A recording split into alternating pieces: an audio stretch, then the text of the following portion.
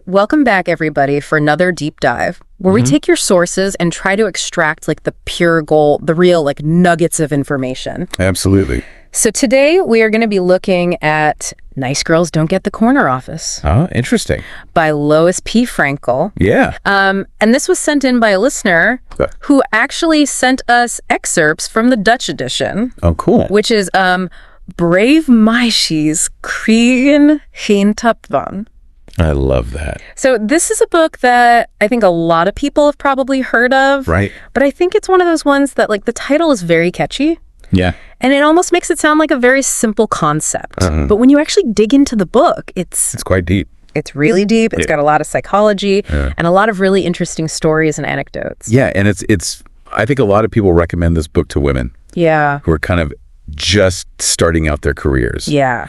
But I think that it can be beneficial at any stage. Right. Because it's really about understanding these dynamics that can hold us back.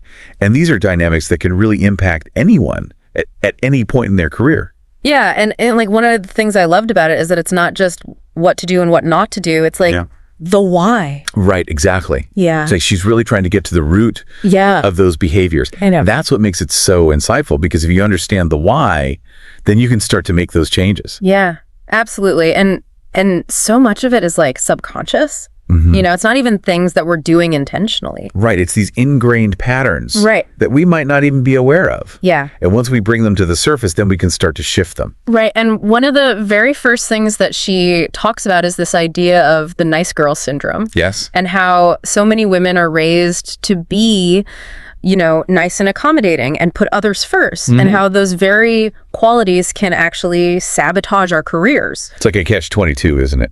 It is. We're praised for being agreeable and helpful, and then those same behaviors can be misinterpreted as weakness or lack of leadership potential in a professional setting. And it's so ingrained from childhood, you know, like all of the messages that we receive. Yeah, the societal expectations, the conditioning. Yeah. It's like it becomes part of our identity. And so she has this really interesting story about this woman named Susan. Oh, yeah. Who was like a high-level executive. Very competent. Very competent, but she had this like cheerleader vibe that made it hard for people to take her seriously. Right, and it wasn't that she was incompetent. No. It was just that she had this image that she was projecting that didn't quite align with how people perceived leadership. Yeah, it was like this unconscious bias that was working against her. Yeah, and you know, Frankel makes it very clear that this is not about telling women to become aggressive or to try to be like men. Right. It's about finding that balance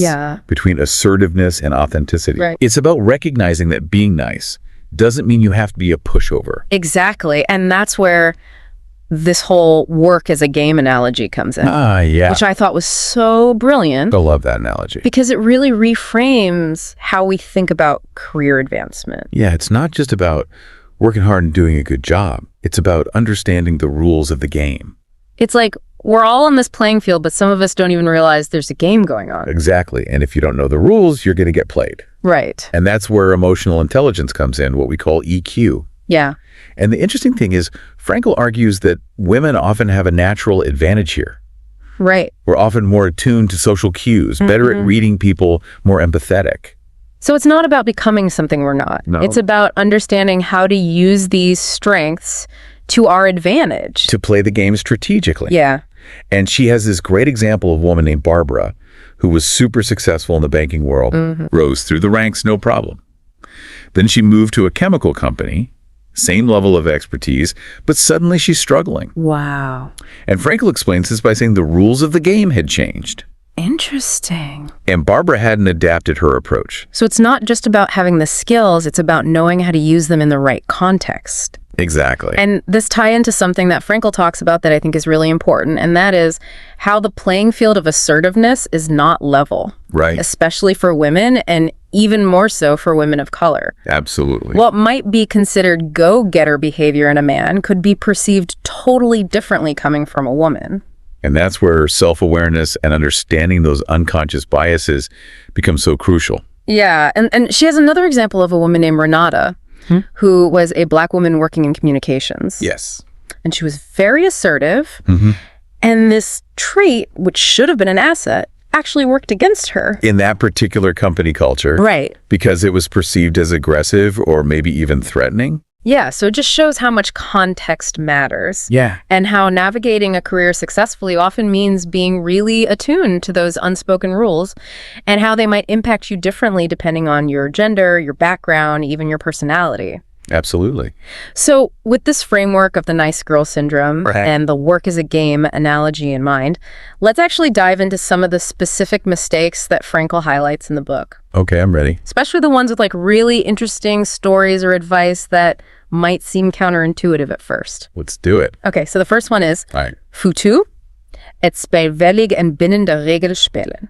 What does that mean? So that basically translates to playing it safe, staying within the lines. Okay. And this one really resonated with me because honestly, I've always been a bit risk averse. Yeah, I think a lot of us are. And Frankel uses this brilliant analogy of playing tennis. Okay. If you're so focused on avoiding mistakes that you never hit a powerful shot, you're never going to win the point. So true. Yeah.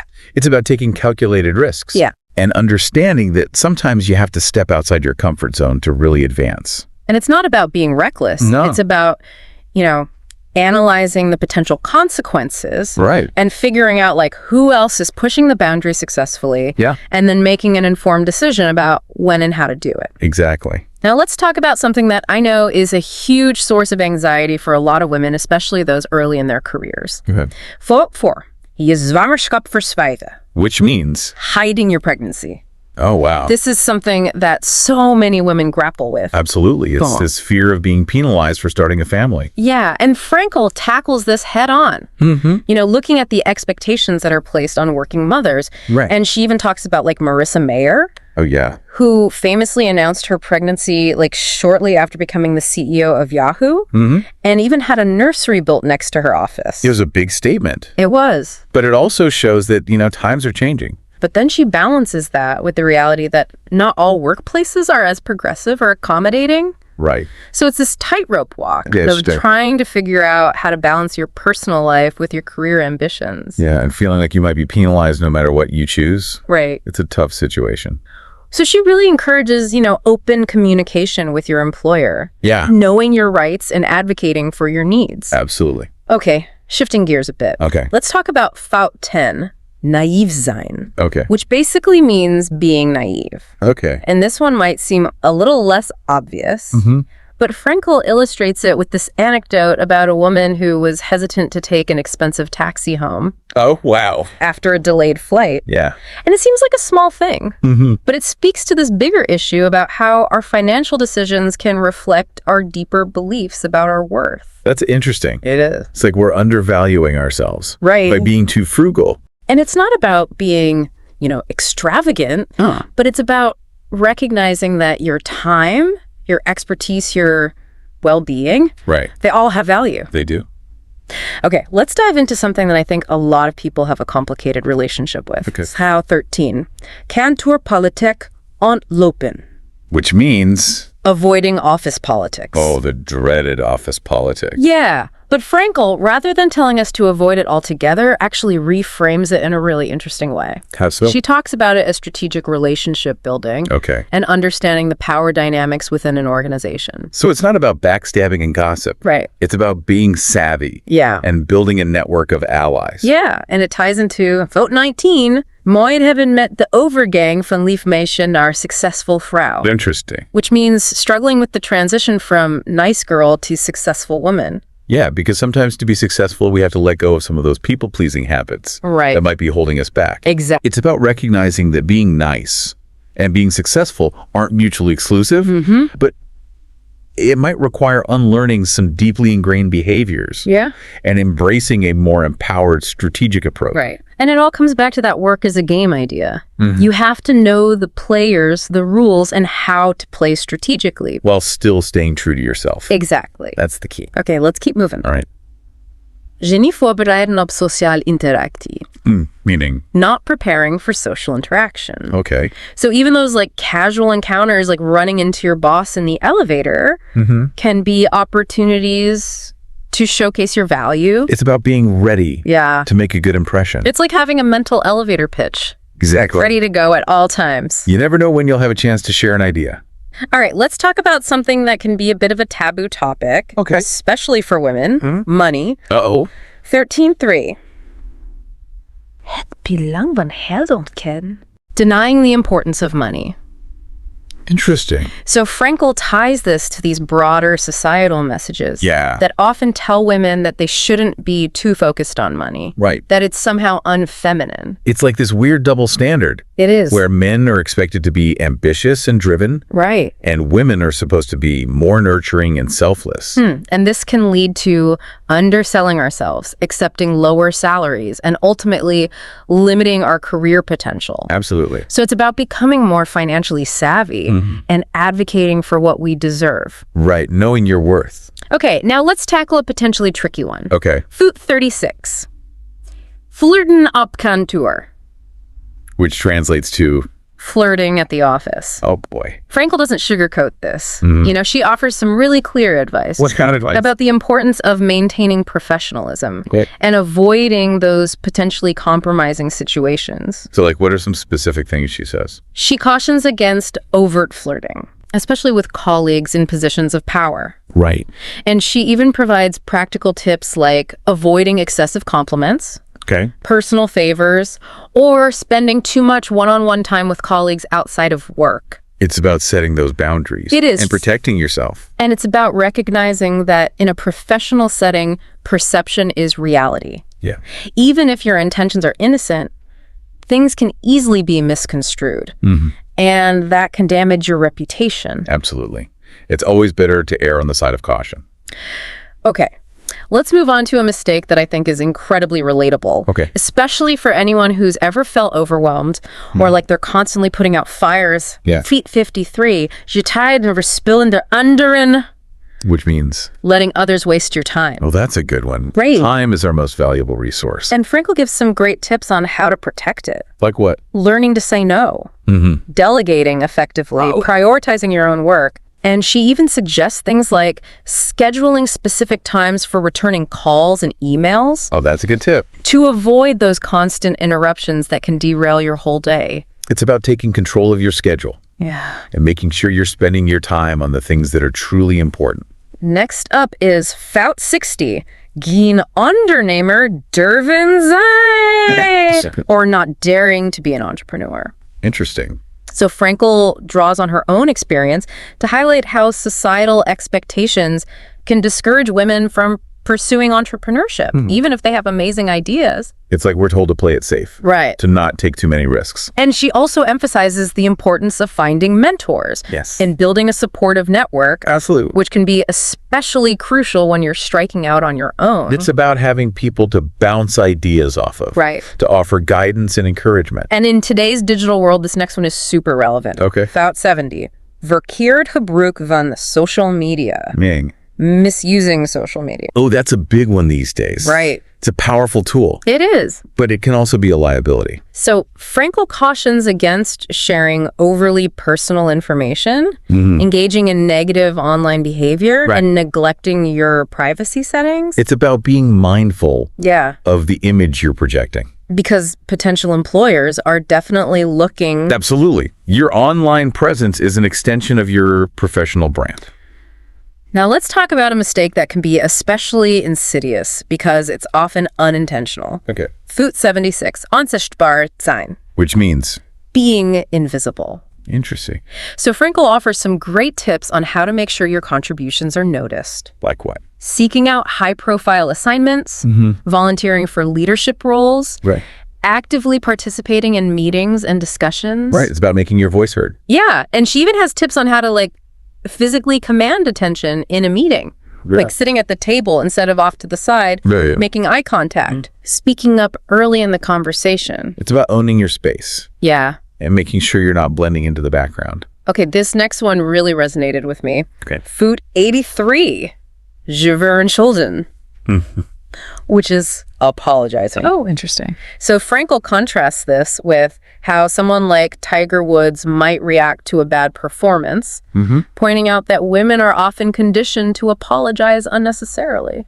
Yeah, it's like we're apologizing for taking up space. Right. For having an opinion. So it's about recognizing our accomplishments, owning our expertise, and expressing confidence in our abilities. And she even provides alternative phrases to replace apologies, like, Right. thank you for your patience, or I appreciate your feedback. Yeah, it's about shifting our language to reflect our confidence and competence. Exactly. Okay, for Fuke 97, besluit loose overkomen, Me. appearing indecisive, Okay. Frankel uses this very vivid analogy I would love her analogy. of a poetjebadster, What was that? which means foot bather in Dutch. Okay. I could see that. So it's like dipping your toes in the water instead of taking the plunge. Right. You're not fully committed. And she encourages women to be more decisive, to set clear deadlines, Yeah. gather the information they need, and then make a decision with confidence. It's about recognizing that being decisive is a key leadership quality. Yeah. And it comes with practice and a willingness to trust your instincts. And finally, we have 107, foot cleating, We're just... wrong clothing. Okay. So Frankel emphasizes that how we dress can send unintended messages Yeah. about our professionalism and our aspirations. It's like clothing is a form of communication. It is. And we need to be mindful of the message we're sending. So she talks about, understanding the unspoken dress code of your workplace and dressing for the role you want, not the role you have. I love that. Right. It's about projecting the image of success. And she even offers practical tips like investing in quality pieces, ensuring a good fit, and choosing classic styles that convey competence and confidence. So it's not just about fashion. Yeah. It's about strategy Right. and using your clothing to support your career goals. So we've covered a lot of ground here. Yeah. From the pitfalls of being too nice to the importance of understanding those unspoken rules of the workplace, Yeah. and even the power of a well-chosen outfit. Right. But beyond these external behaviors, Frankel also digs into something even more profound, What's that? the importance of a mindset shift. Interest. And that's what we're going to be exploring in the next part of our deep dive I can't wait. into Nice Girls Don't Get the Corner Office. I'm excited to see where this goes. So stay tuned. I'll be right back. Sounds good. It's so easy to get stuck in that like worker bee mentality, head down, just focused on getting the tasks done. Yeah. But that can really limit us. Yeah. And Frankel actually calls that like the worker mindset. Yeah. And it's almost like we're playing smaller. Than we could be. Yeah. It's like we're playing checkers when we could be playing chess. Exactly. And so she talks about this shift that needs to happen from that worker mindset to what she calls the owner mindset. Yes. And it's about taking initiative, seeing the bigger picture, Right. having that sense of ownership over your work and how it impacts the organization. It's about feeling like you're a part of something bigger Yeah. than just your individual tasks. And that ties into knowing your worth, advocating for yourself. Absolutely. Not just accepting whatever is handed to you, but understanding that you deserve fair compensation recognition for your efforts. Right. And this can be really challenging for a lot of women Yeah. because we're often conditioned to be more accommodating. To not rock the boat. Exactly. Yeah. And I know for me, like, I have this fear of not being liked Yeah. if I push back. I think a lot of us do. If I set boundaries, it just feels so counter. To that whole nice girl programming. It does. But Frankel really pushes back against that. She does. She says that setting boundaries, advocating for ourselves, these are not signs of selfishness, Right. but actually essential for our growth For our well-being. and for our well-being. Yeah, it's about recognizing that we have to take care of ourselves Yeah. in order to be able to take care of others. And it's not about becoming like demanding or difficult. Right. It's about finding that sweet spot where we're assertive but still authentic. Exactly. And where we're prioritizing our needs. Because if we're constantly putting everyone else first, Yeah. it's not sustainable. It's not. And it's going to lead to burnout. And resentment. Yeah, and resentment. Yeah. And so she talks about, not everyone's going to like us. Right. And that's okay. And that's okay. It's more important to be respected for our competence for our contribution. and for our contribution. Yeah, and for our integrity. And this brings us to another really important point. Okay. Work-life balance, Oh, the elusive work-life balance. which is a constant struggle, It is. especially for women, Yeah, and I think we've all heard that having it all is a myth. so many times. Right. And Frankel is very realistic about the challenges, especially for women. Yeah, the expectations are just so much higher They are. for women in so many areas of life. So she talks about setting realistic expectations, making time for self-care, Right. and not being afraid to ask for help. Those are all crucial They are. because we can't do it all. Oh, we can't. And we shouldn't expect ourselves to. So recognizing that we can't do everything perfectly all the time, and that's okay. And that's okay. Yeah. It's about finding what works for you Right. and recognizing that balance might look different for everyone. Yeah. And so now Frankel takes things even deeper Whoa. with this idea of leaving a legacy. Interesting. I have to say, this really resonated with me I can see why. because it's not just about climbing the ladder. Right. It's about making a meaningful impact. That goes beyond our immediate roles. It's about leaving the world a better place. Yeah, and it doesn't have to be something grand Nah. or reserved for like late career individuals. Just something we can start thinking about now. Yeah. She actually breaks it down into these different phases. Okay. So first, mastering your craft, becoming known for your expertise, Right. building that solid reputation. Building that foundation. Yeah. And then comes like the contribution phase, Okay. where you focus on mentoring others, sharing knowledge, Right. making a positive impact on your team or your organization. Paying it forward. Yeah. And then finally, like the leadership phase, where you're inspiring and empowering others, Right. championing causes you care about. Leaving that lasting mark. Yeah. It's like taking those ripples outward, making a difference that extends beyond your own individual achievements. I love that imagery. And what's fascinating is how Frankel connects this legacy framework. To Maslow's hierarchy of needs. Oh, wow. You know, that pyramid that shows all of our basic human needs. So leaving a legacy actually touches on those higher needs. Okay. The need for belonging, self-esteem, Right. self-actualization. Yeah. It's about finding that deeper meaning and purpose Yeah. in our work. Knowing that we've made a difference, and that sense of purpose can be incredibly motivating, It can. especially when things get tough. Yeah. Gives us something to strive for. Beyond just a paycheck or a promotion. Exactly. It's about something bigger than ourselves.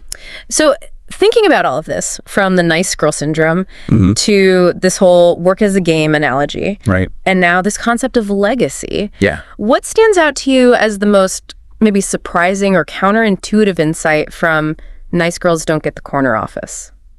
What really struck me was Frankel's emphasis on not being afraid to be disliked.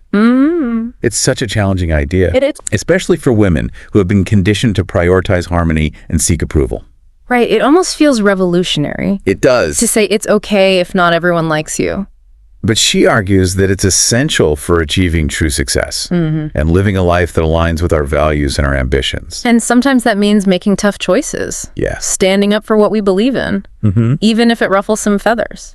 And that's where true leadership comes in. The willingness to do what's right, Yeah. even if it's not always popular. So building on everything we've discussed, here's a question for you to ponder. Okay. How can you identify those nice girl behaviors in your own life? Those patterns that might be holding you back? It's a good question. And what steps can you take to embrace a more empowered and strategic approach to your career? It's about taking an honest look at ourselves, Yeah. identifying those ingrained beliefs that no longer serve us, and making a conscious choice to step into our full potential. And remember, it's not about becoming someone you're not. Right. It's about harnessing your unique strength, developing your skills, and navigating the workplace with confidence and authenticity. Nice Girls Don't Get the Corner Office is a powerful reminder that we have the power to create the careers and lives we deserve. Yeah. It's a call to action to challenge the status quo, embrace our ambitions, and make our mark on the world. Yeah, it's like she's giving us permission to rewrite the script, to break free from those old patterns. And it's not about being perfect. No. It's about progress. Right. Every time we catch ourselves Right. falling back into those old habits and we make a conscious choice to do something different, That's a win. that's a win. Yeah. So it's a process. It is. And some days are going to be easier than others. Absolutely. But the key is awareness. Awareness is key. Once we start to see those patterns, Yeah. we can start to change them. And that's what's so empowering about this book. It's not just about identifying the problems. Right. It's about giving us tools and strategies Yeah. to actually overcome them. So as we wrap up our deep dive into nice girls don't get the corner office, let's just take a moment to recap everything we've learned. Yeah. So we explored this whole nice girl syndrome and how those ingrained behaviors, which often stem from societal expectations and conditioning, can actually sabotage our careers. Absolutely. We unpacked that work as a game analogy and how understanding those unwritten rules and the power dynamics at play can help us navigate the workplace more strategically. It's about playing the game smarter. Yeah. Not harder. We talked about the importance of shifting our mindset from worker to owner. Right. Taking initiative, advocating for ourselves. Knowing our worth. And we even explored that idea of leaving a legacy, making a meaningful impact that extends beyond our immediate roles. I love that concept. Yeah, it's so inspiring. But beyond all the tips and strategies, I think the most important takeaway from this book is the belief in our own potential. Absolutely. The recognition that we are capable of achieving amazing things. When we let go of those limiting beliefs and we embrace our ambitions. Nice girls don't get the quarter office is a call to action for women everywhere to step into their power, create the careers they deserve, and make their voices heard. So keep diving deep, keep learning, keep growing. Yeah. And remember, that corner office is waiting. It is.